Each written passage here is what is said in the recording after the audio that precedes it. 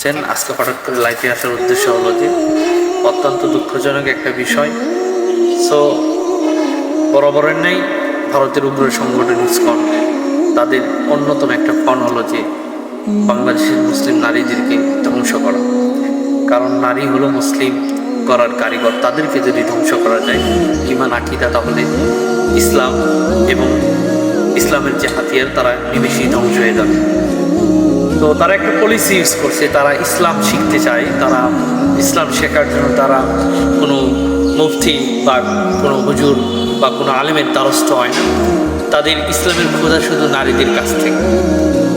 এভাবে নারীদের কাছে যাচ্ছে, নারীদের কাছে তাদের মতদর্শ আইডিওলজি প্রচার করতেছে এবং প্রচার করে ওদেরকে ভারতের যে আগ্রাসন আছে এবং ইসলাম বিদ্বেষী যেগুলো মতদর্শ আছে এগুলো তাদের ভিতরে ঢুকাইতেছে এবং এভাবে নারীদেরকে নষ্ট করতেছে। একটা পোস্ট দেখলাম যে ৬৮,০০০ নারী ভারতের যৌনাচারে আবদ্ধ হয়ে গেছে। তারা তাদের সবচেয়ে যেটা বলা হয়েছে যে হাফিজাত ফুরুজা লজ্জাস্থানে হেফাজত, তারা টাকার বিনিময়ে তাদের মানে দেহ বিক্রি করে দিচ্ছে এবং তাদের যে এই যে জীবন নষ্ট করতেছে, নষ্ট হচ্ছে, এগুলো একটা সূক্ষ্ম একটা ষড়যন্ত্র।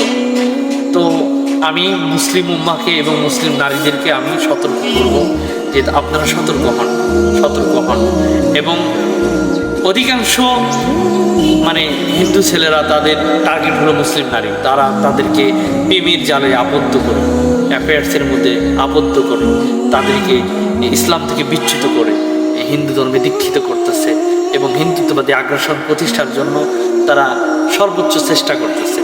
মুসলিম নারী যারা হিন্দু ছেলেদের মানে ইমোশনাল ব্ল্যাকমেলে যারা আকৃষ্ট হয়, তাদেরকে আমি বোন সতর্ক করতেছি যে তোমার লাইফের ভাইটাল ইস্যু এটা না। আল্লাহ সুবহানাহু ওয়া তাআলার কাছে তোমাকে যেই দিন, তোমাকে যেই ধর্ম, তোমাকে যেই আদর্শ তোমার কাছে তোমার বাবার মাধ্যম দিয়ে প্রতিশ্রুতি যেটা তুমি শুনতে পাইছো বা তোমার কাছে যে দেওয়ারটা চলে আসছে, এটাই হলো আসল। আল্লাহ সুবহানাহু ওয়া তাআলার কাছে কিয়ামতের দিন ব্যতীত অন্য কোনো ধর্ম গ্রহণযোগ্য হবে না। সো মুসলিম বন্ধুদেরকে উদারত আহ্বান জানাবো যে আপনারা সতর্ক হন, অন্যথায় আপনাদের বিরুদ্ধে যেভাবে ষড়যন্ত্র চলতেছে এবং যদি আপনি এই ষড়যন্ত্রের জালে যদি পা রাখেন, আপনার দিন দুনিয়া সবই ধ্বংস হয়ে যাবে। আর তাদের এই টার্গেট, তারা টার্গেট ছাড়া কাজ করেন এবং টার্গেট মোতাবেক তারা কাজ চালিয়ে যাচ্ছে।